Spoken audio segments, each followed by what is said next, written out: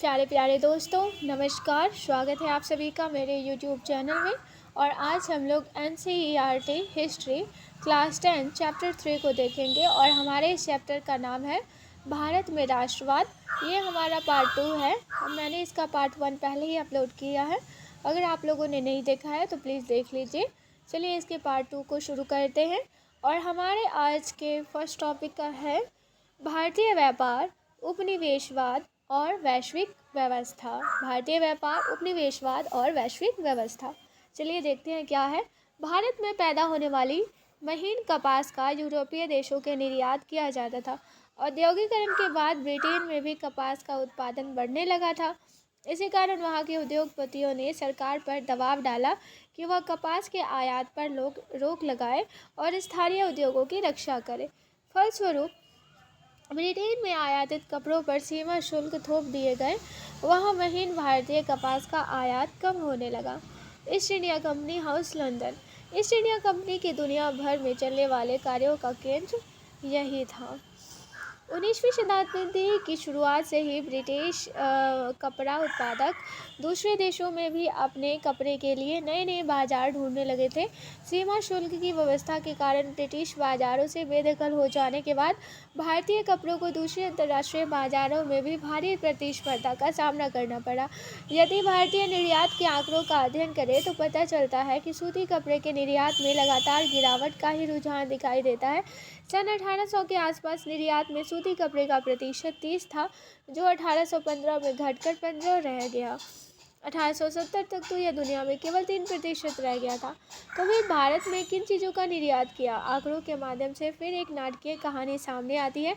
निर्मित वस्तुओं का निर्यात घटता जा रहा था और उतनी ही तेज़ी से कच्चे मालों का निर्यात बढ़ता जा रहा था। 1812 से 1871 के बीच कच्चे कपास का निर्यात 5% से बढ़कर 35% तक पहुंच गया था। कपड़ों की रंगाई के लिए इस्तेमाल होने वाले नील का भी कई दशक तक बड़े पैमाने पर निर्यात होता रहा। जैसा कि आपने पिछली कक्षा में पढ़ा ही था, 1820 के दशक से चीन को बड़ी मात्रा में अफीम का निर्यात भी किया जाने लगा। कुछ समय तक तो भारतीय निर्यात में अफीम का हिस्सा ही सबसे ज़्यादा था। ब्रिटेन की सरकार भारत में अफीम की खेती करवाती थी और उसे चीन को निर्यात कर देती थी। अफीम के निर्यात से जो पैसा मिलता था उसके बदले चीन से ही चाय और दूसरे पदार्थों का आयात किया जाता था। यहाँ पर सूरत और उसके साथ बहने वाली नदी का दूर से दिखने वाला दृश्य। 17वीं सदी के दौरान और 18वीं सदी के शुरुआती सालों में सूरत पश्चिमी भारत से होने वाले समुद्री व्यापार का मुख्य केंद्र था। कपड़ों की रंगाई के लिए इस्तेमाल होने वाले नील का भी कई दशकों तक बड़े पैमाने पर निर्यात होता रहा। जैसा कि आपने पिछली कक्षा में पढ़ा ही था, 1820 के दशक से चीन को बड़ी मात्रा में अफीम का निर्यात भी किया जाने लगा। कुछ समय तक तो भारतीय निर्यात में अफीम का हिस्सा ही सबसे तेज रहा। ब्रिटेन की सरकार भारत में अफीम की खेती करवाती थी, उसे चीन को निर्यात कर देती थी। अफीम के निर्यात से जो पैसा मिलता था उसके बदले चीन से ही चाय और दूसरे पदार्थों का आयात किया जाता था। 19वीं शताब्दी में भारतीय बाजारों में ब्रिटिश औद्योगिक उत्पादों की बाढ़ ही से आ गई थी। भारत से ब्रिटेन और शेष विश्व को भेजे जाने वाले खाद्यान्न व कच्चे मालों के निर्यात में इजाफा हुआ। ब्रिटेन से जो माल भारत भेजा जाता था उसकी कीमत भारत से ब्रिटेन भेजे जाने वाले माल की कीमत से बहुत ज़्यादा होती थी। भारत के साथ ब्रिटेन हमेशा व्यापार अधिशेष की अवस्था में रहता था। इसका मतलब है कि आपसी व्यापार में हमेशा ब्रिटेन को ही फायदा रहता था। ब्रिटेन इस मुनाफे के सहारे दूसरे देशों के साथ होने वाले व्यापारिक घाटे की भरपाई कर लेता था। बहुपक्षीय बंदोबस्त ऐसे ही काम करता था। इसमें एक देश के मुकाबले दूसरे देश को होने वाले घाटे की भरपाई किसी तीसरे देश के साथ व्यापार में मुनाफा कम कर दी जाती थी। ब्रिटेन के घाटे की भरपाई में मदद देते हुए भारत ने 19वीं सदी की विश्व अर्थव्यवस्था का रूप तय करने में एक अहम भूमिका अदा की थी। ब्रिटेन के व्यापार से जो अधिशेष हासिल होता था उससे तथाकथित होम चार्जेज का निपटारा होता था। इसके तहत ब्रितानी अफसरों और व्यापारियों द्वारा अपने घर में भेजी गई नई रकम भारतीय बाहरी कर्जे पर ब्याज और भारत में काम कर चुके ब्रितानी अफसरों की पेंशन शामिल थे। यहाँ पर देख सकते हैं कैसे व्यापार आपस में जुटे हुए थे, व्यापारिक मार्ग आपस में जुटे हुए थे। यहाँ पे चीन की विशाल दीवार है, वहाँ से यारकंद, फिर बुखारा, ओलापो, ओलोकस्राविया, जेद्दा, माचा, फारस की खाड़ी, बसारा, बंदर अब्बास, सूरत, मछलीपट्टनम, गोवा और पूरे विश्व से जुटा हुआ था। मोजाम्बिक, मोम्बासा, ये 17वीं सदी के अंत में भारत को शेष विश्व से जोड़ने वाले व्यापारिक मार्ग का यहाँ पे मानचित्र दिया गया है। आप लोग स्क्रीनशॉट लेके इसको आराम से पढ़ सकते हैं।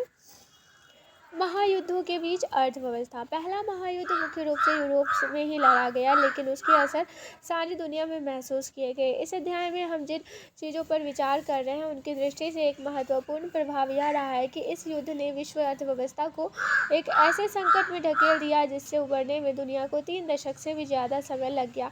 इस दौरान पूरी दुनिया में चौतरफा आर्थिक एवं राजनीतिक अस्थिरता बनी रही और अंत में मानवता एक और विनाशकारी महायुद्ध के नीचे कराहने लगी। युद्धकालीन रूपांतरण। जैसा कि आप जानते ही हैं कि पहला विश्व युद्ध जो 2 खेमों के बीच लड़ा गया था, एक पाले में मित्र राष्ट्र यानी कि ब्रिटेन, फ्रांस और रूस थे, तो दूसरे पाले में केंद्रीय शक्तियां यानी जर्मनी, ऑस्ट्रिया, हंगरी और ऑटोमन तुर्की थे। अगस्त 1914 में जब युद्ध शुरू हुआ, उस समय बहुत सारी सरकारों को यही लगता था कि यह युद्ध ज़्यादा से ज़्यादा क्रिसमस तक खत्म हो जाएगा, पर यह युद्ध तो 4 साल से भी ज़्यादा समय तक चलता रहा। मानव सभ्यता के इतिहास में ऐसा भीषण युद्ध पहले कभी नहीं हुआ था। इस युद्ध में दुनिया के सबसे अगुआ औद्योगिक राष्ट्र एक दूसरे से जूझ रहे थे और शत्रुओं को नेस्तनाबूद करने के लिए उनके पास बेहिसाब आधुनिक औद्योगिक शक्ति इकट्ठा हो चुकी थी। यह पहला आधुनिक औद्योगिक युद्ध था। इस युद्ध में मशीन गनों, टैंकों, हवाई जहाज़ों और रासायनिक हथियारों का भयानक पैमाने पर इस्तेमाल किया गया। ये सभी चीज़ें आधुनिक विशाल उद्योगों की देन थी। युद्ध के लिए दुनिया भर से असंख्य सिपाहियों की भर्ती की जानी थी और उन्हें विशाल जलपोतों व रेलगाड़ियों से भरकर युद्ध के मोर्चों पर ले जाया जाना था। इस युद्ध ने मौत और विनाश की जैसी विभीषिका रची, उसकी औद्योगिक युग से पहले और औद्योगिक शक्ति के बिना कल्पना नहीं की जा सकती थी। युद्ध में 90 लाख से ज़्यादा लोग मारे गए और 2 करोड़ घायल हुए। मृतकों और घायलों में से ज़्यादातर कामकाजी उम्र के लोग थे। इस महाविनाश के कारण यूरोप में कामकाज के लायक लोगों की संख्या बहुत कम रह गई। परिवार के सदस्य घट जाने से युद्ध के बाद परिवारों की आय भी गिर गई। प्रथम विश्व युद्ध के दौरान एक हथियार फैक्ट्री में काम करते हुए मजदूरों का यहाँ पर चित्र दिया गया है। युद्ध की ज़रूरतों को पूरा करने के लिए हथियारों के उत्पाद में तेज़ी से इजाफा हुआ। युद्ध संबंधी सामग्री का उत्पादन करने के लिए उद्योगों का पुनर्गठन किया गया। युद्ध की ज़रूरतों के मद्देनज़र पूरे के पूरे समाजों को बदल दिया गया। मर्द मोर्चे पर जाने लगे तो उन कामों को संभालने के लिए घर की औरतों को बाहर आना पड़ा, जिन्हें अब तक केवल मर्दों का ही काम माना जाता था। युद्ध के कारण दुनिया की कुछ सबसे शक्तिशाली आर्थिक ताकतों के बीच आर्थिक संबंध टूट गए। अब ये देश एक दूसरे से बदला लेने पर उतारू थे। इस युद्ध के लिए ब्रिटेन को अमेरिकी बैंकों और अमेरिकी जनता से भारी कर्जा लेना पड़ा। फलस्वरूप इस युद्ध ने अमेरिका को कर्जदार के बजाय कर्जदाता देश बना दिया।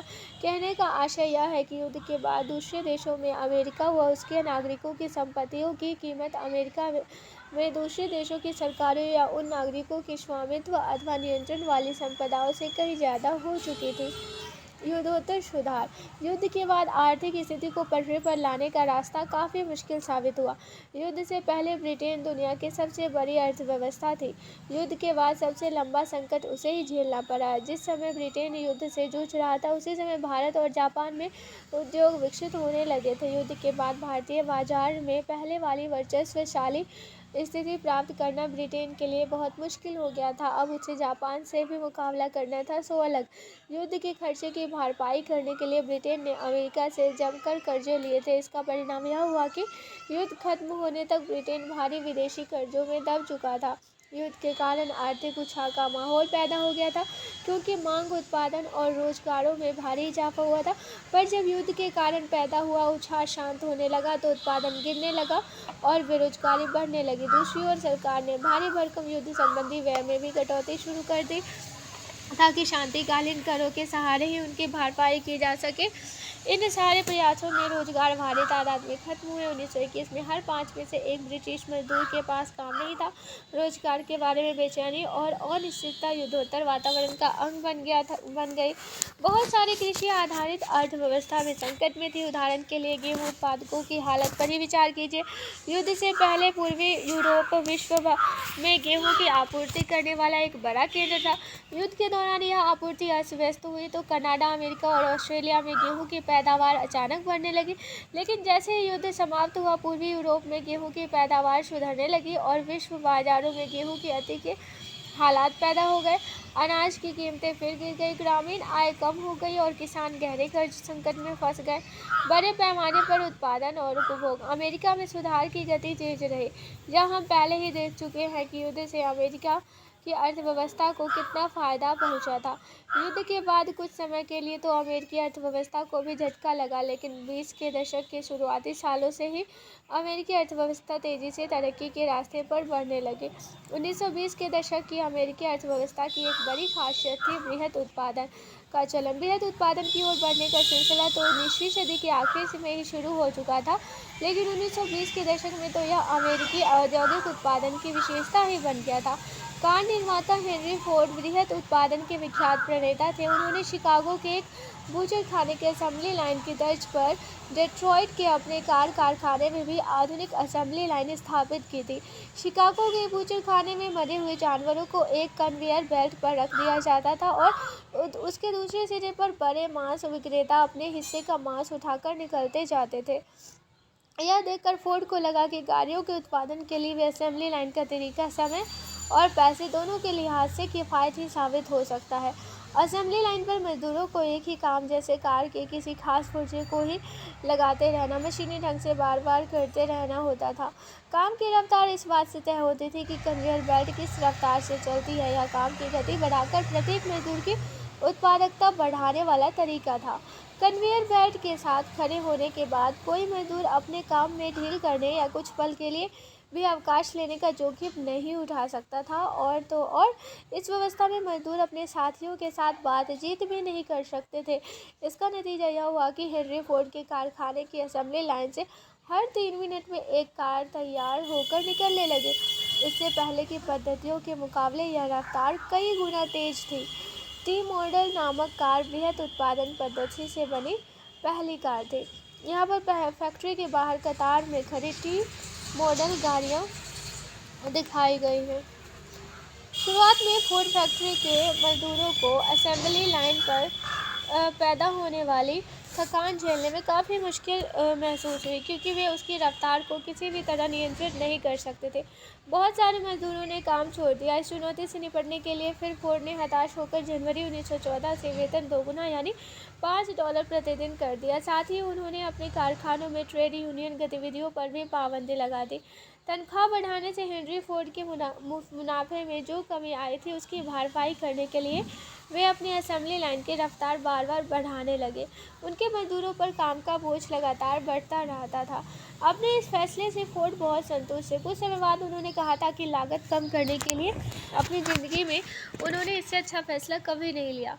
फोर्ड द्वारा अपनाई गई उत्पादन पद्धतियों को जल्दी ही पूरे अमेरिका में अपनाया जाने लगा। 20 के दशक में यूरोप में भी उनकी नकल की जाने लगी। बृहत उत्पादन पद्धति ने इंजीनियरिंग आधारित चीज़ों की लागत और कीमत में कमी ला दी। बेहतर वेतन के चलते अब बहुत सारे मजदूर भी कार जैसी टिकाऊ उपभोक्ता वस्तुएं खरीद सकते थे। 1919 में अमेरिका में 20 लाख कारों का उत्पादन होता था, जो 1929 में बढ़कर 50 लाख कार प्रति वर्ष से भी ऊपर जा पहुंचा।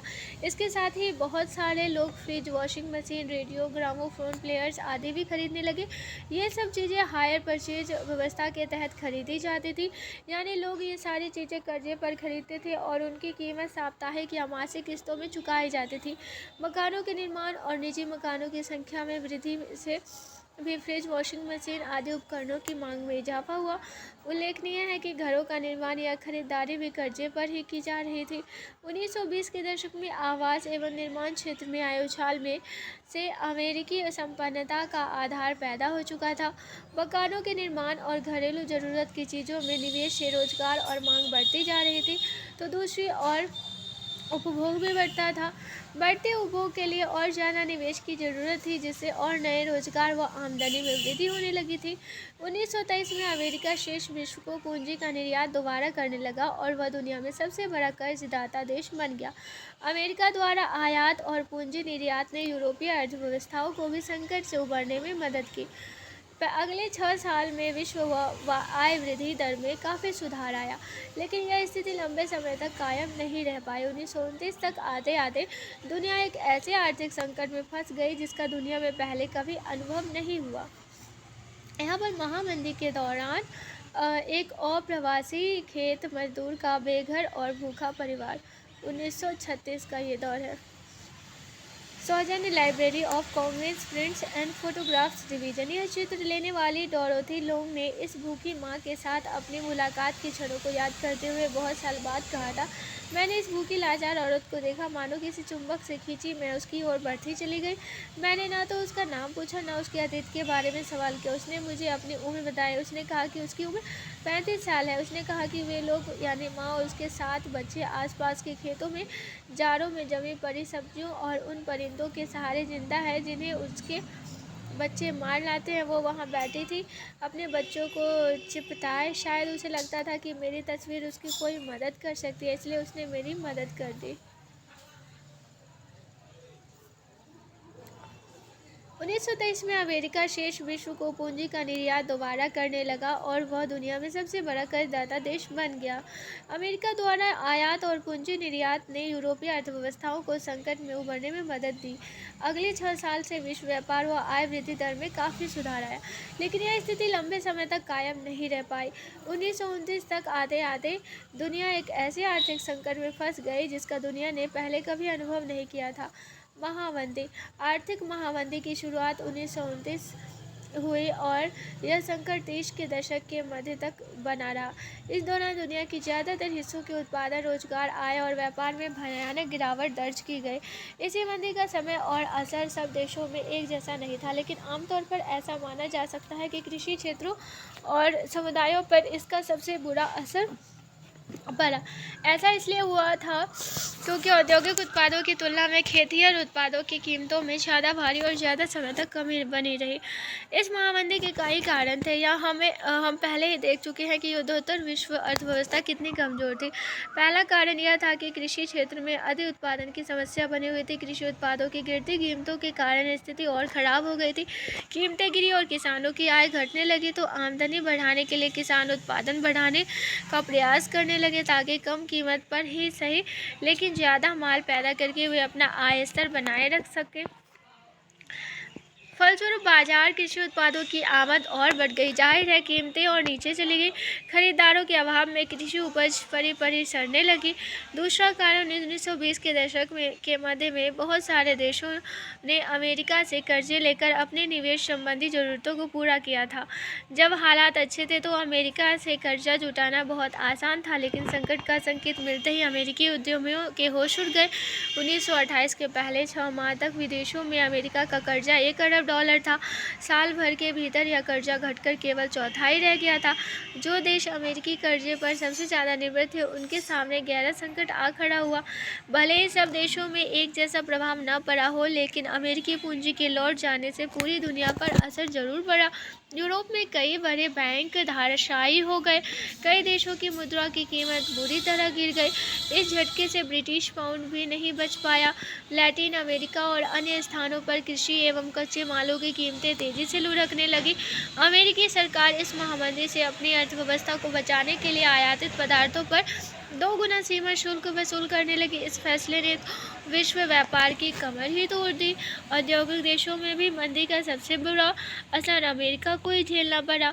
कीमतों में कमी और मंदी की आशंका को देखते हुए अमेरिकी बैंक ने घरेलू कर्जे देना बंद कर दिया।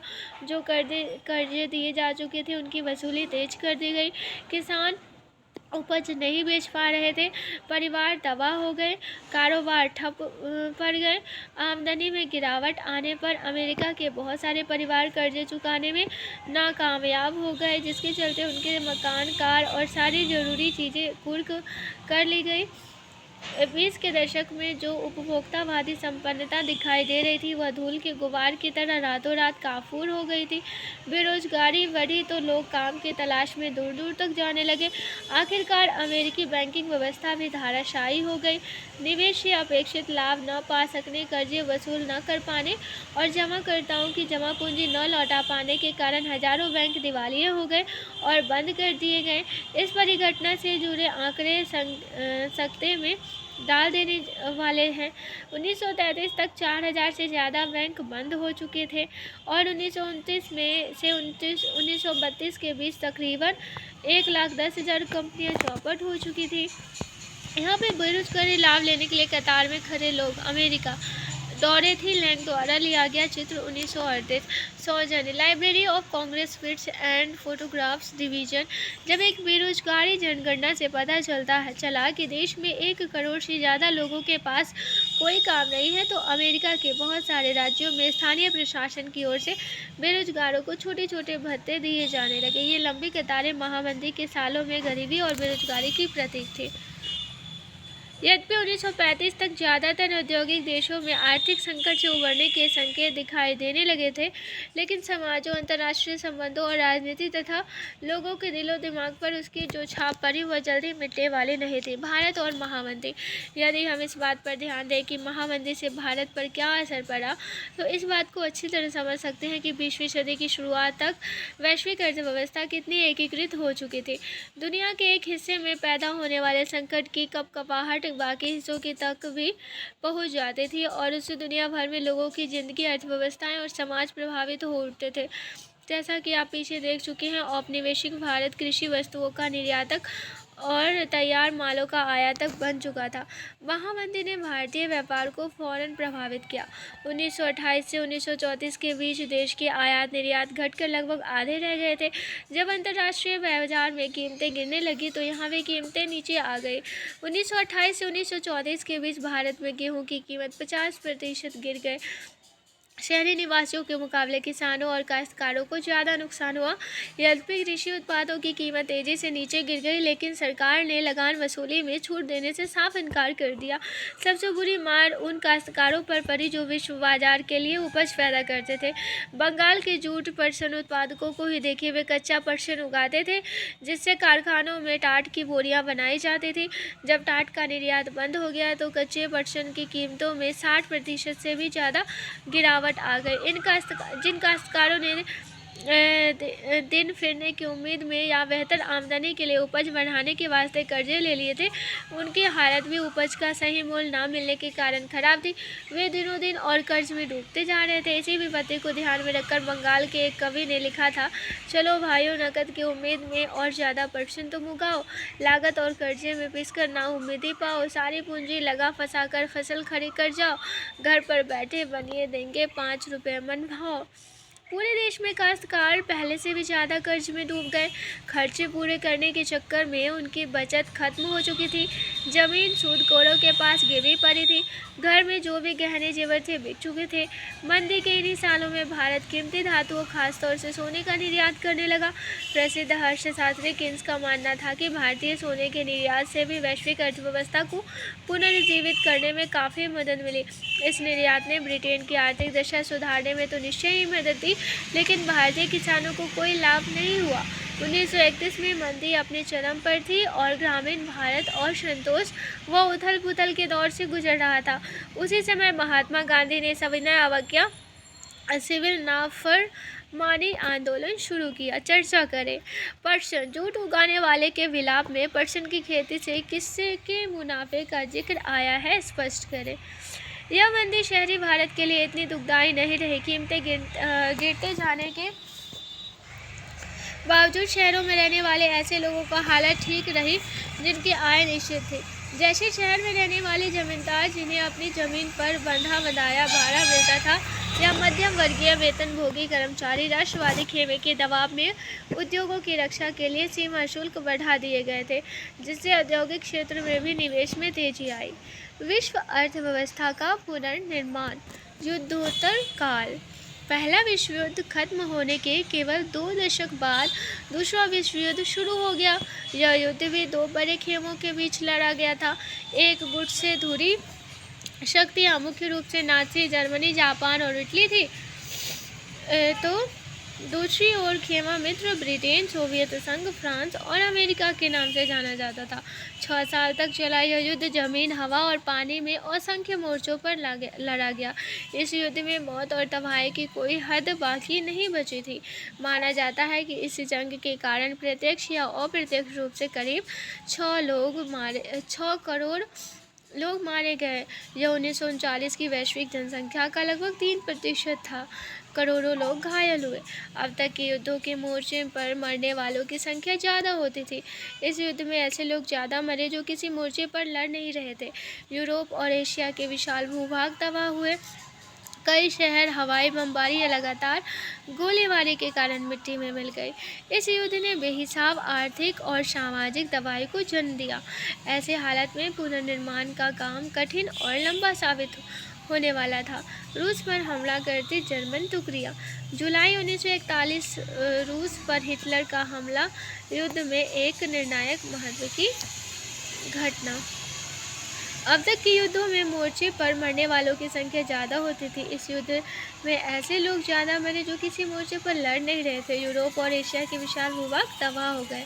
युद्धोत्तर काल में पुनर्निर्माण का काम 2 बड़े प्रभावों के साये में आगे बढ़ा। पश्चिम विश्व में अमेरिका आर्थिक, राजनीतिक और सैनिक दृष्टि से एक वर्चस्वशाली ताकत बन चुका था। दूसरी ओर सोवियत संघ भी एक वर्चस्वशाली शक्ति के रूप में सामने आया। नाज़ी जर्मनी को हराने के लिए सोवियत संघ की जनता ने भारी कुर्बानियां दी थी। जिस समय पूंजीवादी दुनिया महामंदी से जूझ रही थी, उसी दौरान सोवियत संघ के लोगों ने अपने देश को एक पिछड़े खेतीय देश की जगह एक विश्व शक्ति की हैसियत से ला खड़ा कर दिया था। सोवियत रूस में युद्ध के तवा स्टालिनग्राद, युद्धोत्तर बंदोबस्त और ब्रिटेन वुड्स संस्थान। 2 महायुद्धों के बीच मिले आर्थिक अनुभवों से अर्थशास्त्रियों और राजनीतिज्ञों ने 2 अहम सबक निकाले। पहला, बृहत उत्पादन पर आधारित किसी औद्योगिक साम्राज्य को व्यापक उपभोग के बिना कायम नहीं रखा जा सकता, लेकिन व्यापक उपभोग को बनाए रखने के लिए यह आवश्यक था कि आमदनी काफ़ी ज़्यादा और स्थिर हो। यदि रोजगार अस्थिर होंगे तो आय स्थिर नहीं हो सकती थी। स्थिर आय के लिए पूर्ण रोजगार भी जरूरी था, लेकिन बाजार पूर्ण रोजगार की गारंटी नहीं दे सकता। कीमत, उपज और रोजगार में आने वाले उतार चढ़ाव को नियंत्रित करने के लिए सरकार का दखल जरूरी था। आर्थिक स्थिरता केवल सरकारी हस्तक्षेप के जरिए ही सुनिश्चित की जा सकती थी। दूसरा सबक बाहरी दुनिया के साथ आर्थिक संबंधों के बारे में था। पूर्ण रोजगार का लक्ष्य केवल तभी हासिल किया जा सकता है जब सरकार के पास वस्तुओं, पूंजी और श्रम की आवाजाही का नियंत्रण करने की ताकत उपलब्ध हो।